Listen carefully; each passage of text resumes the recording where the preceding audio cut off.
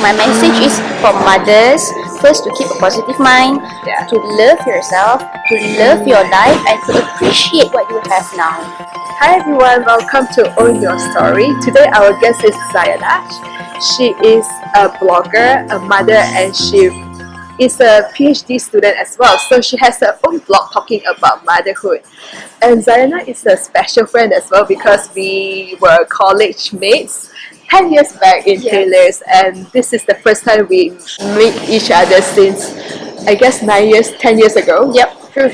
Yeah, so today I'm very excited to catch up with Zayana about her story, how she owns her story as a mother, and going through the ups and downs in her journey throughout all these 10 years. And today you are blogging about motherhood, and then you are a contributor for Zalora as well. Yeah, true. So can you tell us about the motivation, share with us the motivation of writing about life right now, and who do you write it for? What is the core message that you want to convey through your words? Right.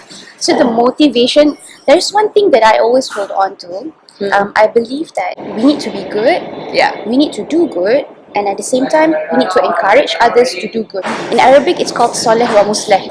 I'm not a religious person, to be frank, but I always hold on to this concept. You do good and you encourage others to do good. That's my main motivation. Before this, when I was blogging like 10 years back, my targeted readers were just my friends. But as I evolved, as I grew up as a person, as an adult, I am narrowing down to ladies and specifically mothers. That's my niche market. I'm not marketing anything lah, but that's what my target Who readers you are. can relate to. Yes, my message is for mothers, first to keep a positive mind, to love yourself, to love your life, and to appreciate what you have now. Actually, I contacted you for this podcast because there's one article of yours that really moved me, because you talk about your depression through post-mortem after having child. And can you share with us like that journey? That journey of like getting depression, and then how do you deal with it? And what makes you like brave enough, give you enough courage to share it with like people around you? But it all happened when I gave birth to my first daughter in 2014. So I had and you were quite young at that point. I was 24, kan? 24. But by age, I was only 23. I had a very hard time adapting to motherhood. I don't really know what was the problem, but I think it's very hard, and it took me years. And over the years, things grow bad. My relationship with my husband, my relationship with my family, everything went very bad.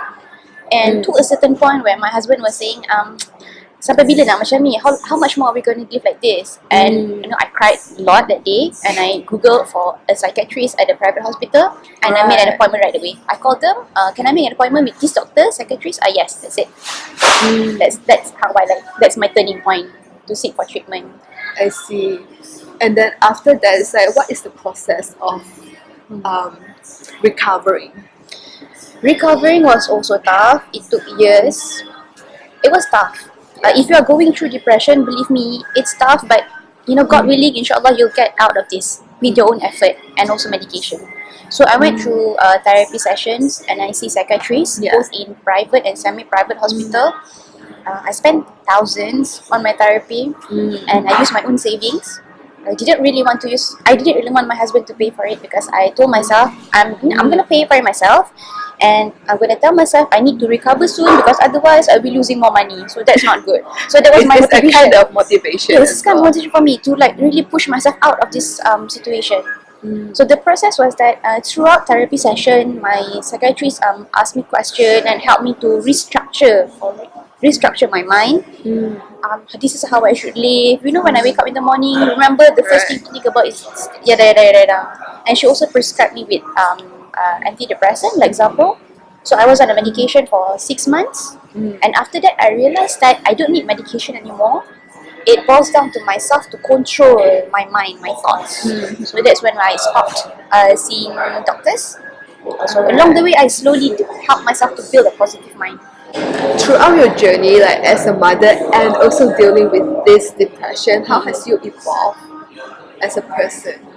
I have developed this mindset that never judge a person As the saying goes, don't judge a book by its cover. So whenever you see someone dealing with issues, don't judge them. Let them be. That's their issues, and you just deal with your own problems.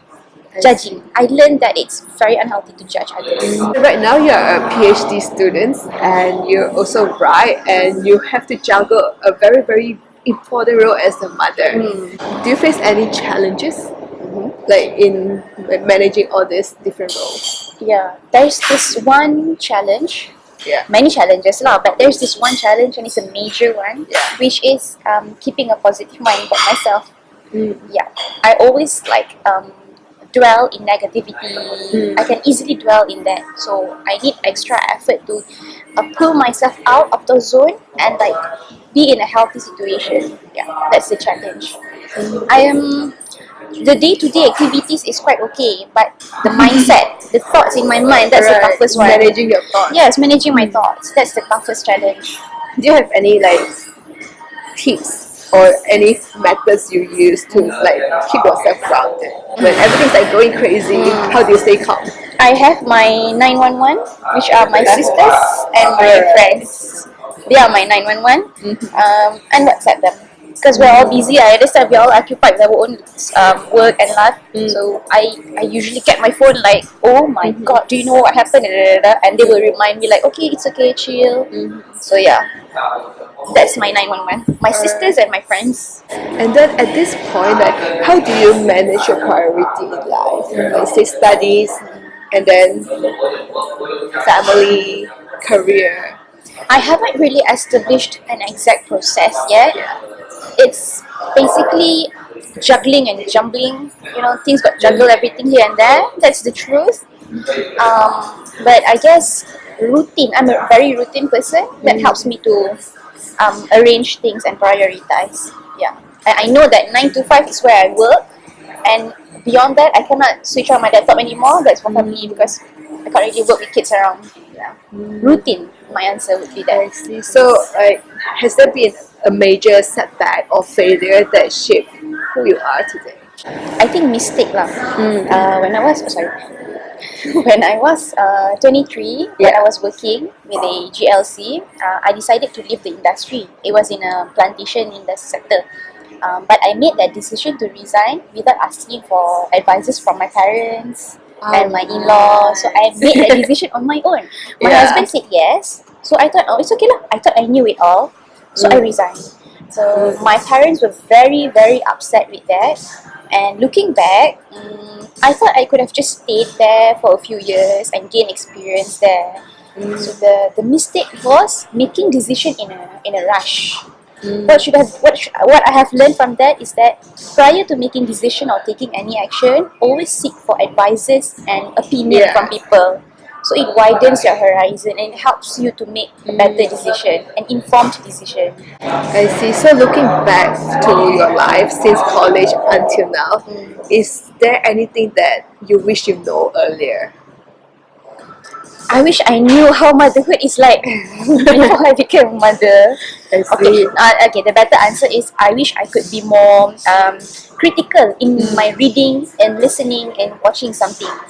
I typically take it as granted, all the information that I receive. Masuk telinga kanan, kau telinga kiri kan. But what I learned from that is that whenever you receive information, critically analyze that and imagine what it is in reality. Yeah, I didn't do that before I became a mother. So for young and driven millennials, women like myself, who is going to start a family or who is going to be first time mother, what would be your advice? I think advice is quite a big word because we are all millennials, right? More for sharing lah. I would say think 10, if not 20 times before you decide to get married or before you decide to have children. Right.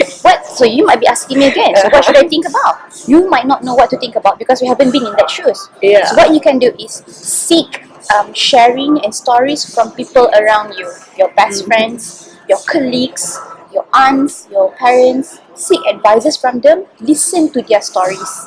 You can ask them if you're at office kan. You can ask those kakak-kakak at your workstation. You can ask them, Kak, what is it like to be a mother? I've always heard it's tough. How tough is it? So those your colleagues would say, being a mother is like this. So from that stories, critically analyze that and imagine yourself to be in that situation. It helps you to mentally prepare yourself before entering before being in that world. Well, we have shared like quite a few challenges about like that journey, but what's the joy in this journey? As a mother, Yeah. the joy is seeing my kids grow up before me. That's the joy. You see them when they were baby, we changed their diaper, and now they don't need diaper anymore. They can eat, they can walk, they can play on their own. They started reading and writing. The process is, I'm enjoying the process now. Right. Yeah. I'm happy to say that I'm enjoying motherhood now. It's still tough lah, but I'm enjoying it now. I would say it's a bittersweet journey. Yes, it is. Yes, it was tough. It was very tough, but things are going on pretty well now. Yeah. That's great. And then say in the past 3 years, is there any like best investment that you have made in terms of like money, energy or effort? Yeah. It would be paying commitment to my marriage. Yeah. It's tough. But it teaches me to be more matured. It has evolved myself as a person. So I'm happy, I'm glad to be in this marriage. Yeah.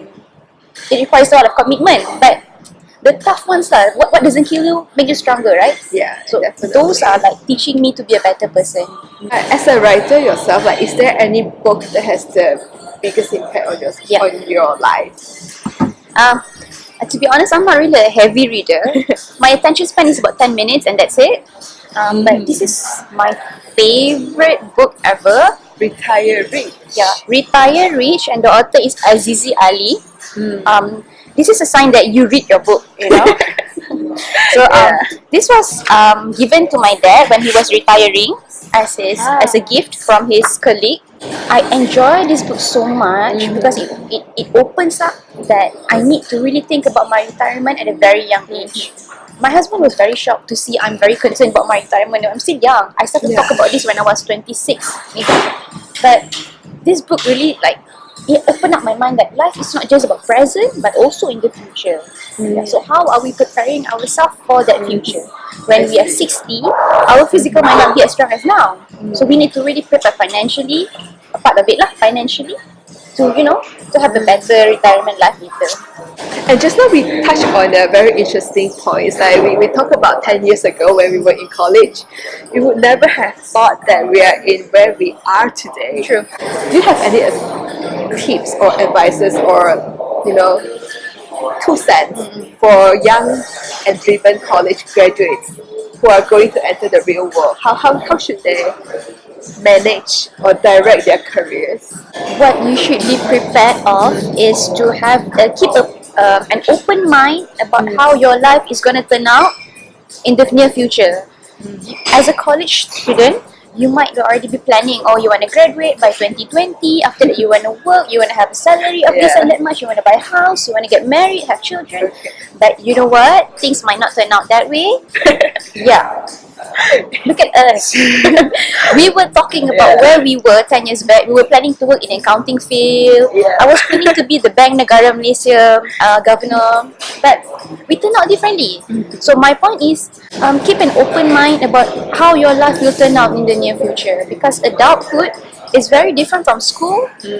It's like the canvas is very wide open. It depends on you on how you want to design it. Yeah, and then we also touch on the point that wherever we are at the right place. So yes, you have to keep an open mind because there's nothing in life that you cannot change or you cannot solve. Yes, true. Wherever we are, it's good for us, and we also need to improve ourselves at the same time, But enjoy where we are now. Be present. So before I go to the last question, so how can the audience connect with you and find more about your work? So my Facebook, you can follow me on Facebook. It's Zayana Yusof, Zayana Yusof. That's my Facebook. Otherwise, you can follow my blog, zayanayusof.com. And from that blog, you will also be linked to my profile on Zalora thread, on Zalora magazine. And then come to the last question. So, with all the works that you are doing right now, what is the impact that you want to make in this world? Impact to the world might sound very big, so I would narrow that down to a specific social group. Again, ladies, specifically mothers. Through my writing on my blog, on Zalora magazine, on my Facebook status, I would want to help mothers to embrace their life and be positive about themselves, and to tell them, like, I want to create this virtual motherhood community for us, that we are all together in this journey, regardless of whether you work at home or not, or whether you're a full-time housewife. The feeling of togetherness makes us better, and that's how I want to give impact. Yeah, that's beautiful. I'll join it one day. Thank you. Alright. And the last question. Okay. So, what's your plan for this year? What excites you? I'm very happy to see where I am now, and I've been thinking about this, but having a brand new year, for me to improve myself as a person, to do on my work in our relationship with my husband. That's very exciting. I thank God, Alhamdulillah, for this another brand new opportunity. Thank you so much, Zayana, for coming to Own Your Story podcast and then for meeting me today. Yes, thank you for having me. Yeah, no problem. It's been a long time and I'm really proud of what you have done and then where you are. And I look forward to more important work by you. Thank you. And I look forward the same from you too. And I wish you all the best. Thank you. I appreciate your story, your learning curves. It's I learned a lot from your story. We learn from each other. Yes. That's the beauty of owning our story and sharing with the world. Alright, thank you guys. See you guys next week.